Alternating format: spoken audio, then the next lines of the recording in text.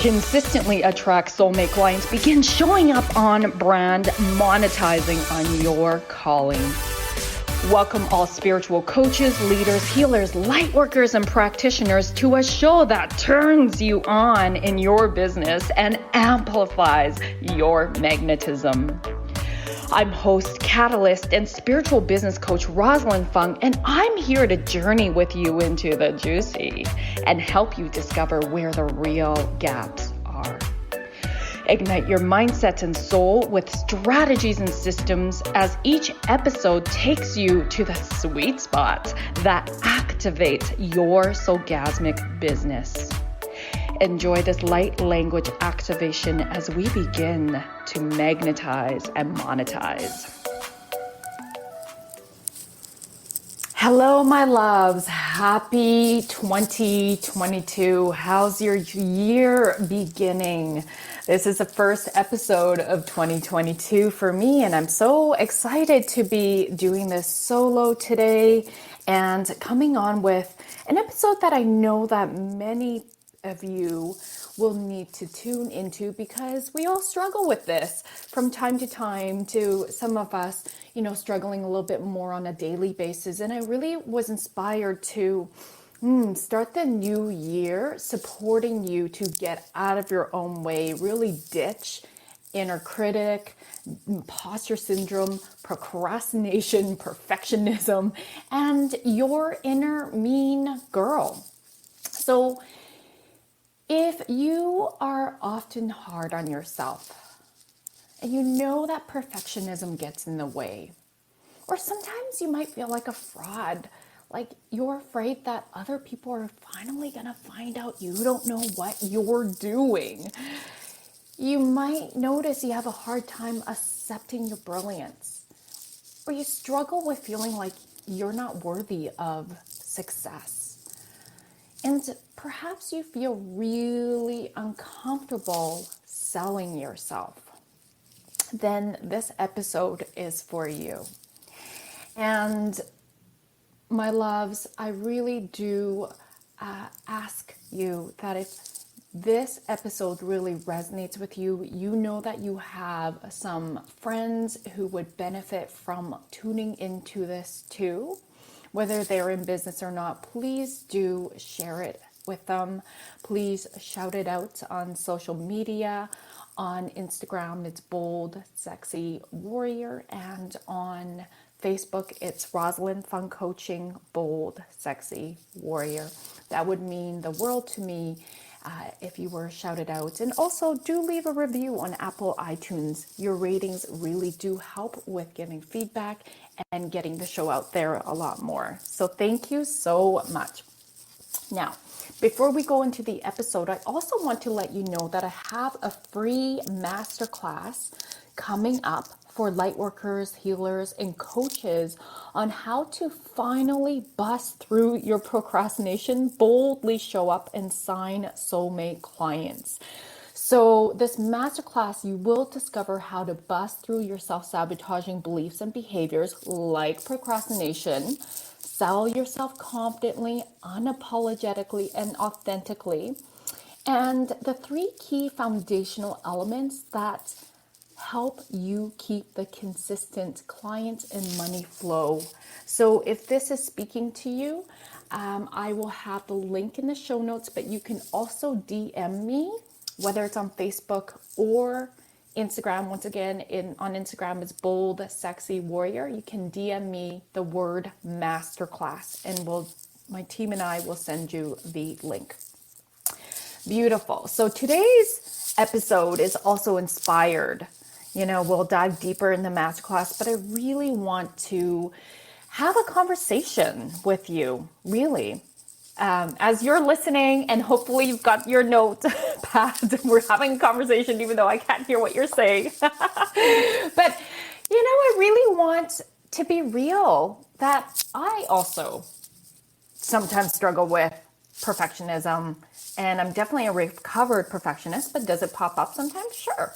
And does it cause a little bit of procrastination? Yep. So, there's you learn what you need to teach. And absolutely, every time there's a new level, definitely imposter syndrome can seep up. And let me share with you a story after I define imposter syndrome of how I have experienced it. And I've touched on this in a previous podcast episode, but if you're just tuning in now, and it's always nice to hear things again in maybe a different context as well, I'm going to share with you something that I've really had to overcome when it came to imposter syndrome.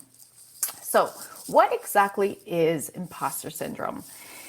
It's been a term that's been coined by clinical psychologists Dr. Pauline R. Clance and Suzanne A. Imes in 1978. So it's not that old of a term.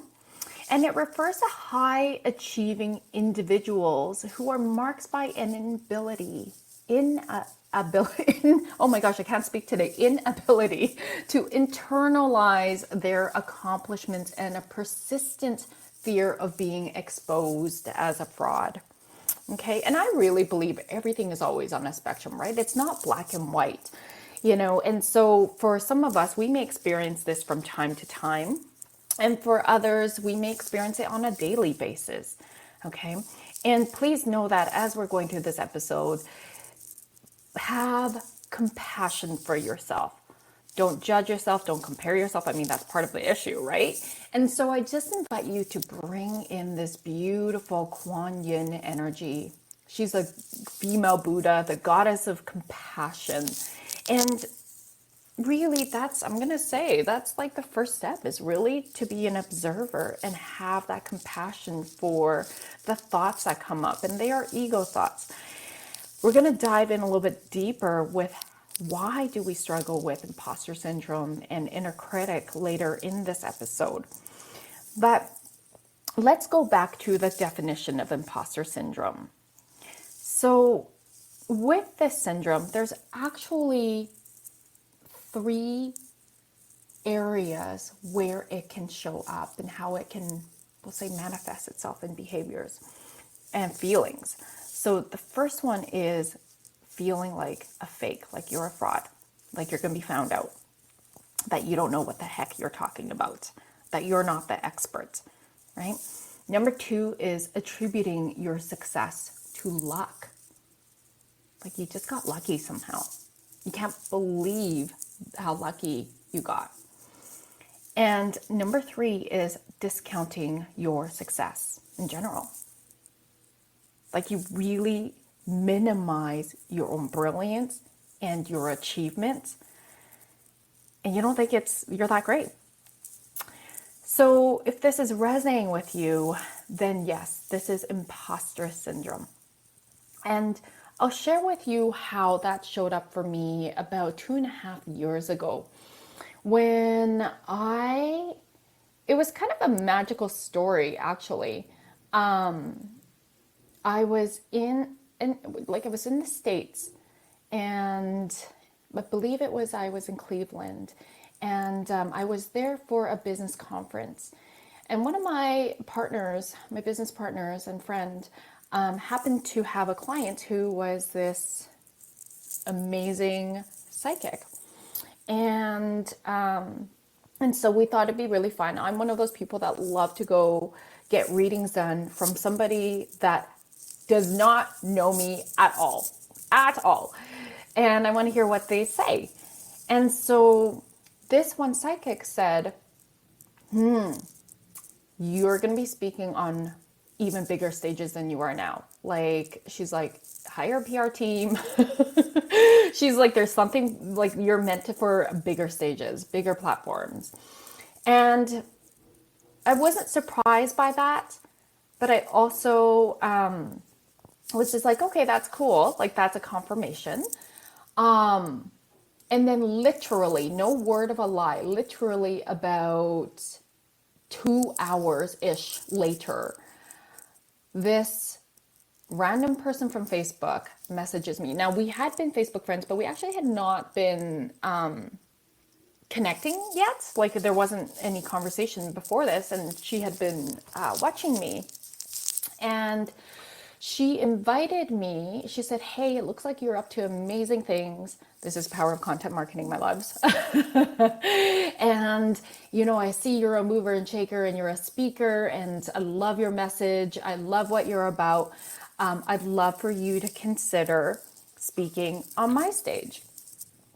And I was just like, holy moly. And I found out that this would be an event where there'd be 600 entrepreneurs, and that there was a celebrity entrepreneur that would be speaking on the stage. And then when I found out the other entrepreneurs that would be speaking, they are people that I absolutely look up to, definitely 8-figure entrepreneurs that I've been following for a while. And I was asked to be on stage with them. Are you kidding me? I was like, what? I just had this psychic reading. I'm on a high. I'm like, oh my God. And then this person reaches out just like within a couple of hours. So synchronicities, right? And what do you do when you see the synchronicities? You gotta follow you gotta follow it. You gotta follow it. You can see those as signs. And so that's what I did. It was just like this. Next thing I knew, I'd signed the contracts, and here we are. And so the event was actually not until, I believe it at that point in time, once I signed, 6 months. So I had 6 months. So I'm like, okay, this is going to be amazing. But as, the time started creeping in, I noticed as I'm witnessing myself, I was like, oh my God, I'm getting even more nervous. My first thought was, what if people think I'm a waste of time on stage? And let me put a background on this. I know what I deliver is very valuable. I know I activate, I catalyze, but what I ended up doing to myself is feeling like I'm comparing myself to these people that I had, we'll say in some ways, put them on a pedestal. I mean, I admire them. I've been watching their journey, been learning from them in different ways. And here I am actually on stage with them. Like, are you kidding me? So who am I, right? So I was literally questioning, who am I to be on that stage? Like, who would want to listen to me? And I tossed all my own knowing of how brilliant I am out the window. So I was so stuck in feeling like a fraud, like I'm not good enough. This just happened by luck. And, I really fell into that trap. And all of a sudden feeling like I don't know enough and I better get like another certification or like more education, Can any of you relate with this? And so I knew that this was happening for me from a spiritual, radical, personal, and spiritual accountability perspective. I knew that this was, as you guys hear me say, the medicine is by leaning into the triggers, not by trying to band-aid things up and, have like quick fix-it solutions, but rather go in deeper. And so for me, this was a very powerful journey. It's for me, it's never the end goal. It's never the outcome. It's more about the journey that I really emphasize. And so I want you to take that with you today is don't just look at things and focus and put so much pressure on yourself. Like I did. And sometimes, like I said, sometimes it still pops up. You put so much pressure on your performance that what ends up happening is, here's the thing, performance and self-worth get paired up. Like they get accidentally paired up, right? And that's a huge part of why imposter syndrome, we can experience imposter syndrome. It's because our self-worth is tied into our performance, tied into the outcomes. And that was like a huge lesson for me to really just let go and just be realizing, no, somebody saw my brilliance, somebody saw my uniqueness.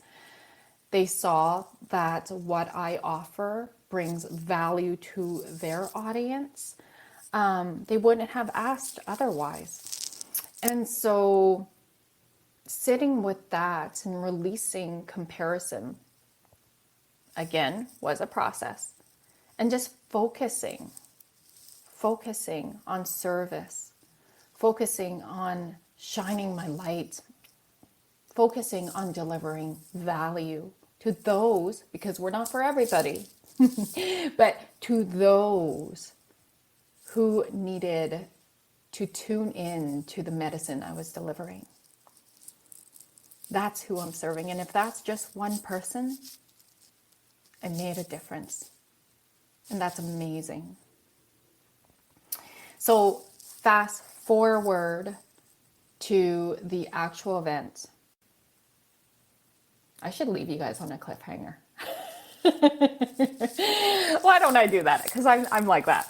I'm going to tell you, and it's going to take a little bit more time before we go into commercials. So what I'm going to invite you to do, I promise you I'll finish the story after commercial, but what I'm going to invite you to do is see if you resonate with my story, see if you resonate with a definition of imposter syndrome. Where do you notice that sometimes you minimize your own brilliance, you minimize your successes, you attribute your successes to luck? And where do you feel like, oh my gosh, I don't know enough, I'm not the expert in this, and you start to question and doubt yourself? So I want you to notice that during commercial, and when we come back, we'll talk a little bit more. I'll finish my story and then I'll talk a little bit more about the strategies, the reasons why we have imposter syndrome, and the strategies, move through that.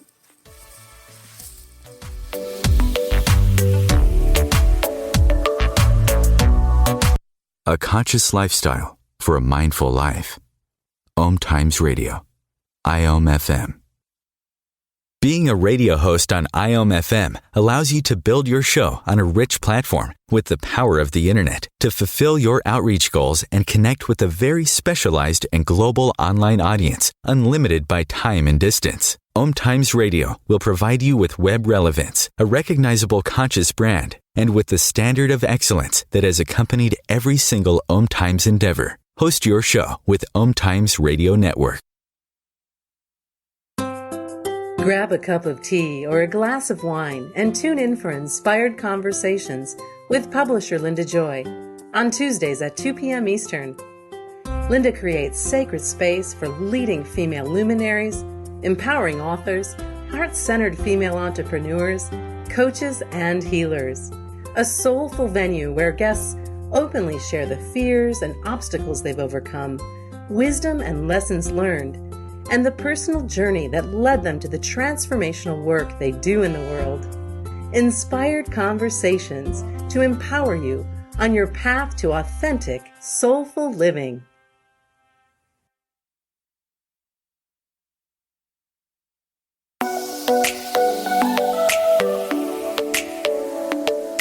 My loves, you know you're here as a soul-led leader to transform this world through the sharing of your passions and gifts. You are here to be in your warrior of light and align your business with your highest self. I'm Rosalyn Fung of the show Activate Your Soulgasmic Business. Let's elevate your business to the next expansive level. I invite you to flow into a business soul alignment discovery call with me at rosalynfung.com. That's ROSALYN, fun as in have some fun, FUNG, and let's see how I can best hold space for you to align your highest self, magnetize your dream clients, and monetize on your soul mission. I can't wait to connect. COVID-19, brought to you by CDC and the Ad Council. Do you feel like your emotions are all over the place? That's normal during this abnormal time. There are a number of ways to cope.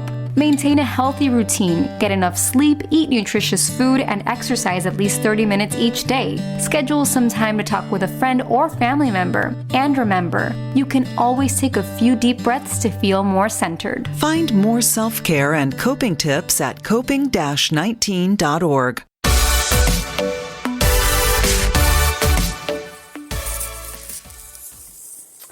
All right, my loves, welcome back. I'm going to finish my story up and share with you what unfolded. So, like I said, the journey is the most important piece to focus on. And I'm going to stand by that no matter what you're doing in your life. It's the journey that's most important, because it's in the journey that you really discover yourself and you really receive the breakthroughs. And I should say also create the breakthroughs, right? And receive the breakthroughs, and you become more of who you are. And so and then the other piece I want to say is, don't be attached to the outcome, because sometimes, as you'll hear in my story, it doesn't work out to be exactly how you were either told it would be, and often it's even better. So let me tell you about the outcome first. Okay, then I'm gonna tell you about the journey. So the day I arrived, I'm not going to name this event because it actually was quite, as you'll hear about the outcome, a huge disaster. The event was supposed to have 600 people. And I was prepared. I was also asked and invited to be the MC on top of being a speaker. So, wow, like that was huge. And instead of feeling nervous, I was very excited. I was nervous, of course, because that's, nervous and excitement feel like the same thing. But I was more excited because I had prepared myself to be ready to energetically hold space for this many entrepreneurs in the room and really be in service. And I had gotten out of my own way. I didn't feel like an imposter anymore. I felt like I was worthy of being on that stage. And so the outcome was not what I expected. Unfortunately, less than, I'll say, a quarter of the people showed up. And the the host, was quite and I'm saying this from my psychological background, was in quite a distraught, and almost traumatized state. Like I could see her inner child running the show that day. I believe that there was proof that this person was not prepared. They were distraught that the seats weren't filled. They just had really poor planning and execution. And here, based on results, here they were. And so the event ended up with me, behind the scenes, managing this person's, supporting her to manage her emotions and really ground her and serve and support her by saying, listen, like, let's show up as if there are 600 people. Let's show up and give the best to these people that are here, because they are here. And it's like really, really, let's have fun. Let's have fun. And so what happened from that was that the people really came forward to me after and said, you saved Roz, you saved it.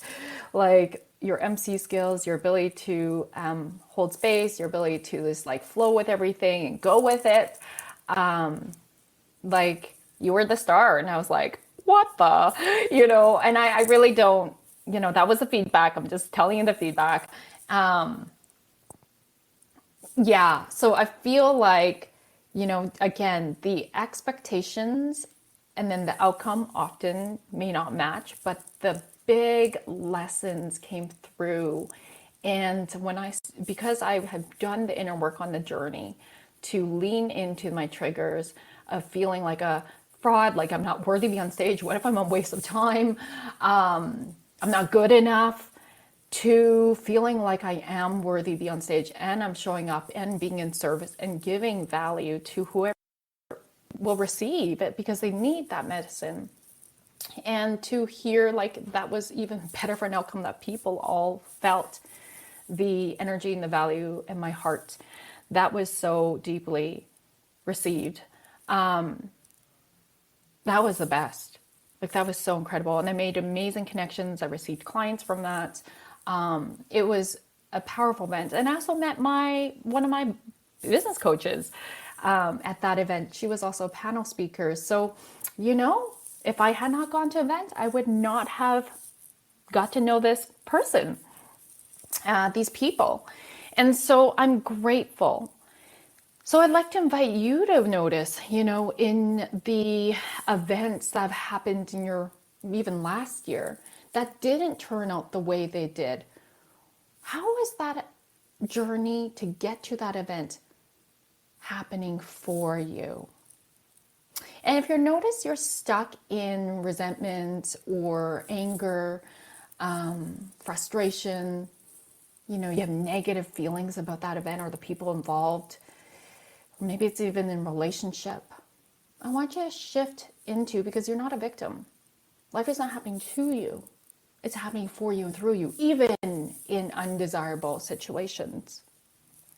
So how was it happening for you? What were some of the lessons? Maybe you need to have those harder conversations with somebody, more difficult conversations, speak your truth, set some boundaries. Maybe you weren't looking at the red flags and you were only looking at the good of the situation, right? Or maybe it was similar like mine, like you really had to lean in and look at some of the stuff that was coming up for you. And if you did, kudos to you. And if you didn't, here's a good opportunity. It's never too late to go back and look, right? So that you are not repeating your karma, right? Those patterns that aren't serving and supporting, but that you are creating your dharma. You're living in your purpose. You're living in your light. You're being in the fullest expression of who you are and what you were put here on earth to be and do and have. Okay? So, if you're experiencing some form of imposter syndrome, you are not alone. Once again, it's feeling like a fake, attributing your success to luck and or discounting your success. People like, you might have heard of these people, Maya Angelou, Kate Winslet, Jodie Foster, Meryl Streep, Tina Fey. They've all experienced imposter syndrome. And we all know them as great entertainers, actors. Maya Angelou, right? One of the most famous poets, speakers. So here's some statistics, because, I like stats too. I'm very, very research-based as well. So when it comes to imposter syndrome, about 25 to 30% of high achievers suffer from it. And around 70% of adults may experience imposter syndrome at least once in their lifetime. Okay, so if you're noticing that, this is why you need to have self-compassion. You're not alone in this, my loves. Okay? As you hear that I've also struggled with it. And that happens time to time. You're human. And we're souls having a human being experience. So here's the thing. Imposter syndrome can be closely related to perfectionism, in which people feel pressure to perform at their absolute best 100% of the time. And when they don't, they feel incompetent and anxious. Does that sound familiar and feel familiar? Hands up. Yep, I'm raising my hand too. Okay. Yeah, absolutely. Right? Perfectionism is what often, or feeling like you're not good enough, is often what then manifests as procrastination, as like going back and fixing things over and over and over again, but never really putting yourself out there. Right? And it's just like, we're so anxious and then we're worried. We're comparing ourselves to people who are in a similar niche and seeing that they're doing what we want to be doing. And then we feel even more anxious, or we might feel triggered and jealous, because we're not doing that. They're just mirrors for us. So I think the most important thing for you to really recognize is everything is a mirror for us. What you see happening out in your outer world or within other people is just reflected back in how you're perceiving the world. Okay. So let's move into, what do we do? Well, like, why? Why do we experience this shit? Because it's not fun. It isn't. Okay. So number one, we experience inner critic stuff. We experience imposter syndrome because at the very core of us, no matter who we are, we want to experience love, safety, and belonging. Social relationships are really central to us feeling safe, feeling secure, and our identity, which means often that we put a very high value on our social standing and what others think of us. Well, no wonder so many of us fear judgment. No wonder so many of us fear rejection. There's a lot of fear when it comes to comparing, and then feeling shame that we don't measure up. Now, I did a little bit of research as well about this, and there was a study, it's really interesting. So monkeys who have a clear hierarchy of who are the dominant and subordinate monkeys, and where each of them fall within the hierarchy. So if you look at this, humans have similar hierarchies, especially when you think about who has money or power in society. So essentially, fear of losing power, money, or social status can be a really powerful driver driver of fear and action. Feeling like an imposter then could be a way of protecting ourselves from shame and disappointment in our eyes and in others' eyes if we're following a failure by claiming that we had low expectations for our performance or we weren't qualified to do the task in the first place. So these kinds of feelings and low expectations might make us feel more protected from changes in our social status following a failure. Is that resonating with anybody? Recently I was exploring myself in my own procrastination behaviors, because yes, that can happen too. And I was like, oh, okay. And as I've been studying procrastination even more on a deeper level, there was an example of, like if you have put so much time and effort and energy into, let's say, creating a program, whether it's a one-on-one or group coaching program or whatever it is, okay, or an event. And let's say, like, comparing if you took 4 months versus 4 weeks to promote it, to launch it. If you take the 4 weeks to promote it, which doesn't give it as much time, and the outcome isn't in what you would define as your success, meaning, you didn't hit your income goals, you didn't hit your how many clients you wanted to call in goals sort of thing, then you can kind of chalk it up to, well, that minimal effort, or that it doesn't really you don't have to make it about your self-worth.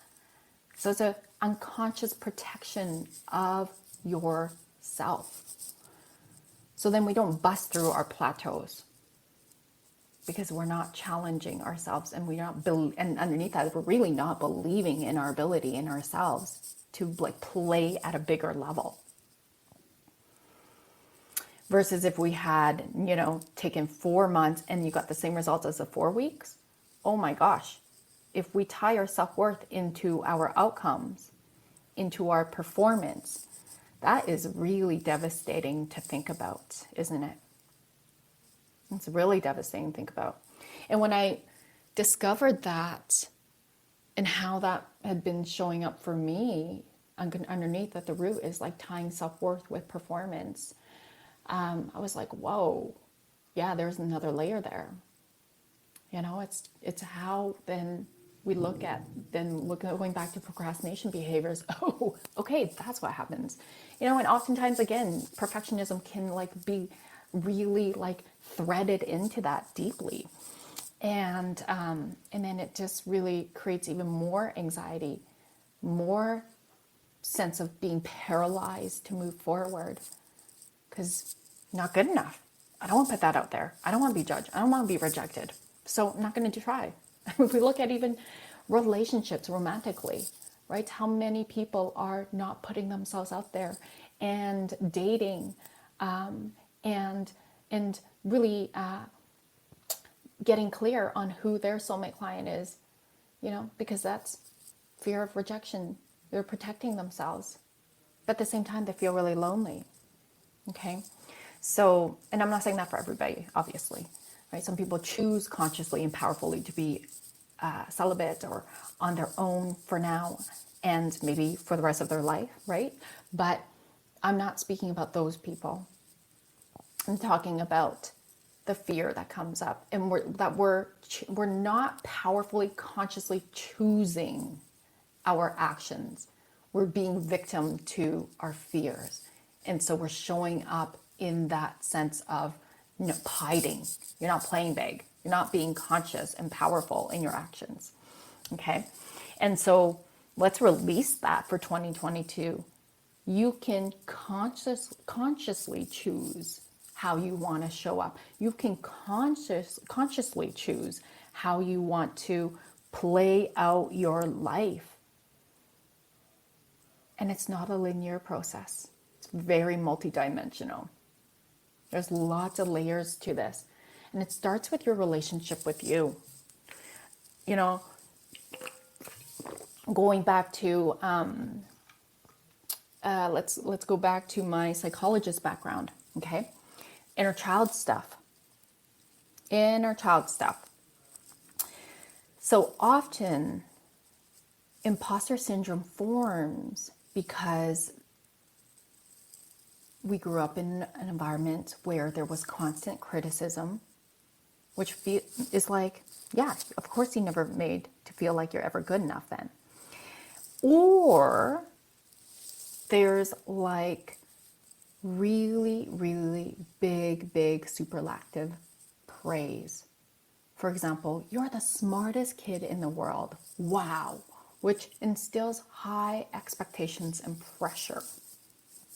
Now, I'm not saying not to tell your kid that they're the smartest kid in the world, but you want to be more specific, right? Because if you're the parent, you're setting up the child to have like these, you need to be the top performer. You need to be on your A game all the time. And of course, that's not your intentions. I myself was that child. Being Asian, growing up in an Asian family, our culture very much puts a lot of value in the doing and a lot of value in the outcome of being a high status professional. And so, that's part of the upbringing I had. And so it got instilled in me that I need to perform. I need to always be doing really well. And then I would get more money. So talk about having money issues that I had to really work through. Money mindset issues, I should say, is the better I performed, the more money I got. Oh, Man. And my parents are amazing people. They're here right now as I'm recording. They're staying with me. They've been here since before Christmas. And we have a very close relationship, but, they have great intentions. But sometimes the greatest of intentions can create these beliefs in ourselves about the world, about our like self-worth, and about our need to perform in order to be worthy. And that was not at all my parents' intentions, but that's how I received it. Okay. And so I really want you to, as we move into commercial, I really want you to feel into how perhaps the root of your, we'll say, suffering when it comes to feeling like imposter or feeling not good enough, being a perfectionist, where did that come from? Where'd that come from? So take some time to reflect on that, journal about it during commercial. And when we come back, we'll continue talking about some of the ways and why we experience this and what to do about it.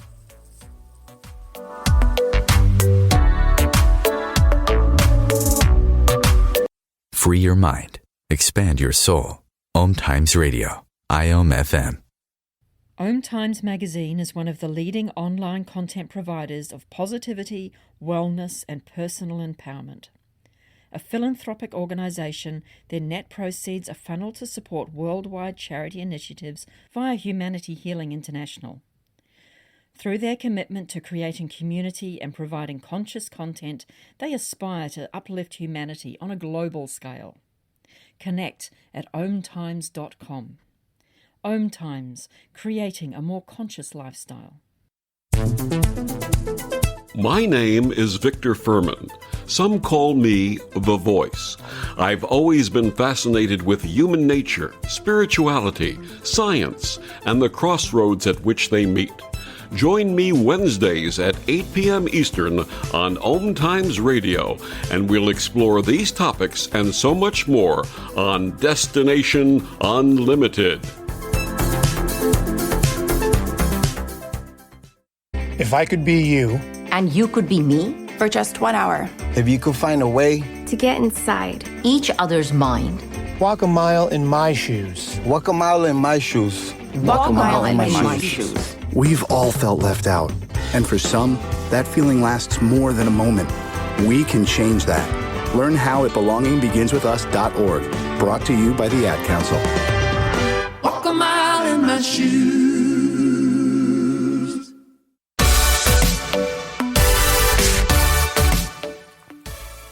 Okay, welcome back, my loves. I realized that I got into story and I didn't finish the last piece around the childhood upbringing. So if you are a parent yourself and you're recognizing that, you might be praising your child, saying they're the smartest in the world, what may be more supportive to helping them not put self-worth into performance and their brilliance and pressure. I know that's not your intention. I know, my loves.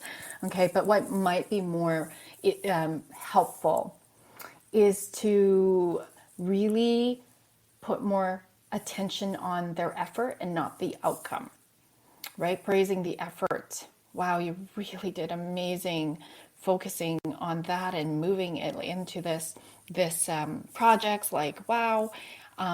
Helping them have realistic understanding of their own strengths and where their areas of improvement are needed, right? Having that constructive feedback would be really important so that it creates more of that gray, like that spectrum, rather than things are black and white. Perfectionism is really about seeing the world in black and white, good or bad, right or wrong. And I don't see things as good or bad, right or wrong. I mean, obviously, unless, there's harm being done, then yeah, that's pretty obvious. But what I mean by that is perfectionism is very rigid And again, I'm a recovered perfectionist, right? And so I would always procrastinate because I wanted to make sure things were just right. And what is right? Really? There's more than one way to get to an outcome. That's called equifinity in psychology terms. And there's many paths that lead to one, if you want to look at it that way. And that's like really abundance consciousness thinking. There's never, I always say, like, this is why it's really important not to be attached to outcomes, not to be attached to people signing up to work with you and getting that client, because your soulmate clients will feel the call to work with you because of how you show up, how you deliver things, how you are sharing value.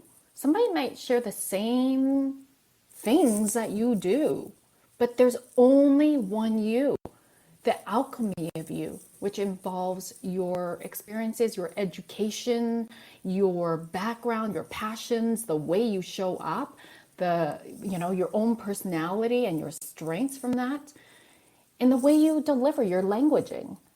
Some people are going to really feel attracted to the way you show up and deliver, and they really resonate with how you do that, versus somebody who speaks the same, shares the same message, let's say, but delivers in a totally different way. Though their people are going to resonate more with them and not with you, and that's okay, right? So there's more than enough to go around. Okay, that was a little bit of a sidetrack, but I feel like somebody needs to hear that. So, all right. So when it comes to another root of why we may experience imposter syndrome and perfectionism is there's a huge differences in what we credit our success and failures to. So there's some people that when they have big success, they might think it's because they're awesome, and other people think it's because they got lucky. And then when there's a big failure, some people think it's due to bad luck. And then other people give credit to their failure by saying it's because they're a bad or unworthy person. So there's shame that comes up. Okay. And research shows that females are more likely to attribute failures to their own personal failings, while males are more likely to think it was just bad luck. For class performance, males are more likely to attribute good performance to their ability, while females are more likely to say they owed their success to studying hard and paying attention. And males who did poorly were more likely to say they had failed to study or just weren't interested in the topic, while females were more likely to say that they lacked the ability to do well in the course. Do you see how personal we women take things? And these attributions could definitely make someone feel inferior, even if they were doing really well. Okay, so just be mindful about even how, I know this gets more complicated than that, now that there's like the gender and then the different ways and how we can express gender. So, but think about, how we identify ourselves. And again, how self-worth can get tied into performance. And then just notice how your relationship with all of that shows up. Now, another thing is personality. So people who are prone to more negative emotions as a personality trait are more likely to have imposter syndrome. I'm going to say that more so, because I think anybody can change that. If you are more prone to negative emotions, it's because of your thinking, right? It's because of our worldview. We can shift that. I mean, I can look around right now. I was noticing I was working out this morning in my home. I always wake up and do my 30 minutes of beach body. And so I was looking around and living in a condo, my loves.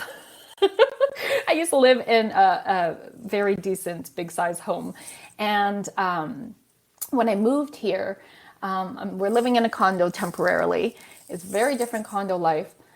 Some parts I really enjoy, and some parts I'm like really learning, like, whoa, you know? So my front entrance is a little bit cluttery looking, and I haven't quite figured out how to create some spaciousness and still have it functioning. And so when I look at it, I can notice I caught myself focusing more negatively, and I'm like, ugh, you know, and starting to be like, nah, nah, nah, nah, nah, nah. And I stopped myself and I went, no. And then I'm like, take a breath. And the big scheme things, not a big deal. Don't let it ruin your morning while you're working out. And so I just literally turned to another corner where my beautiful plants are. And I was like, like, look, not everything is going wrong, you know? And so like, focus, catch yourself in the negative talk, focus on what you want to expand more of, and feel into that energy, because then all the negative stuff really doesn't have much weight. Okay, I'm not saying ignore the negative stuff. Like, I'm not going to ignore that, pal. I'll do something about it. But at the same time, I'm not going to let it ruin my day, if that makes sense. Okay, so why is it important to fight imposter syndrome? Let's come back to this. I think it's pretty clear. Like, how exhausting is it to feel like you're not good enough, and then focus on that, and then you go down a rabbit hole, and you find all the things, again, where your attention goes, your energy flows. So like, if I had focused on that shit pile while I'm exercising the whole time, how grumpy would I be, right? And when it's exhausting, it's so freaking draining. So you are leaking life force energy when you're trying to fight your inner critic and imposter syndrome is driving the bus. So what are some ways and how you can overcome it? Imposter syndrome, perfectionism, and any sort of inner critic. Number one, I want you to jot down, and if you haven't done this already, in my last episode with my husband, we talked about powerful questions, 3 powerful questions. So I'll drop that link in the comments, in the show notes as well. For the sacred visioning journaling prompts, okay, for 2022. But really reflect on your achievements. And particularly if you're struggling with imposter syndrome, look at all your achievements that you created in your life from birth till now. I know it's going to take you a while, and that's okay, because then you're going to start noticing how many pages you're filling up, right? And practice embodying how far you've come and accepting your achievements. Like, celebrate. You are incredible. You are brilliant. And then ask yourself these questions. Who would you become if you allowed yourself to celebrate your achievements? What fears do you have if you were to celebrate your achievements? Do you fear coming across as bragging? Keep a win journal, by the way. I do this every Friday. I write down in my win journal, okay? And that way, when I'm feeling like a fraud or I'm feeling down, I'll go back and look at this win journal and be like, yo, look at all that I've created. Or I feel like I'm, like not where I want to be. How many of us feel that way? Look at your win journal. Number 2 is sharing your feelings with somebody you trust, right? Certainly calling yourself out, and you're giving someone else permission to catch you in your crap, in your BS. In future conversations. Number 3, fail forward. Expect to make mistakes, because guess what? We're all perfectly imperfect. I totally make mistakes. And here's the thing. There's no such thing as failure unless you never learn from your mistakes. Okay. Number 4, seek out a mentor, coach. If you have severe imposter syndrome, it's really keeping you stuck. There's lots of trauma stuff. Don't be afraid to reach out to a therapist. Go get support. So many times there's so many people who are like, I can do this alone, But guess what? Number 5 is about being community. Surround yourself with people who are like-minded, who are where you want to be, who are going to where you want to be, who are positive, who are uplifting, who are supportive and see your brilliance. And there's so much potency that happens and unfolds in containers. Which is why I love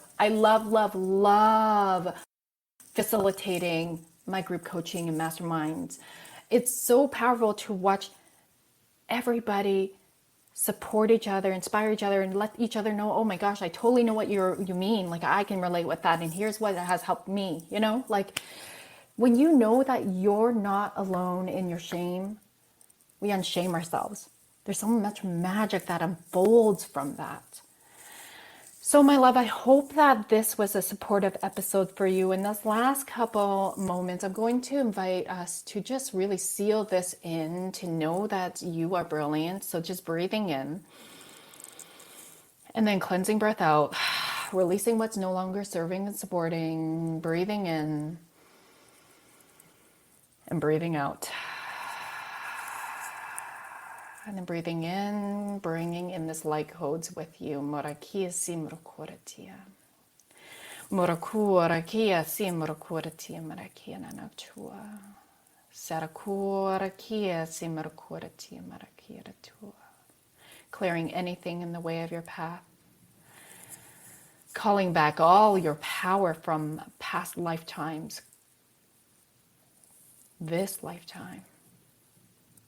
Morakuratia, morakuratia, morakuratia, manakuratia. Breathing in and out. Beautiful, my loves. Remember, you are brilliant, you are talented, and you are fabulous. You're put here on this earth to be a messenger in the way that you deliver your light for others. Join me in my free masterclass happening January 11th. DM me masterclass or check out the show notes for the link to register. How to finally bust through your procrastination, boldly show up, and sign soulmate clients. I love you. I see you. Keep going. Keep being. Keep shining.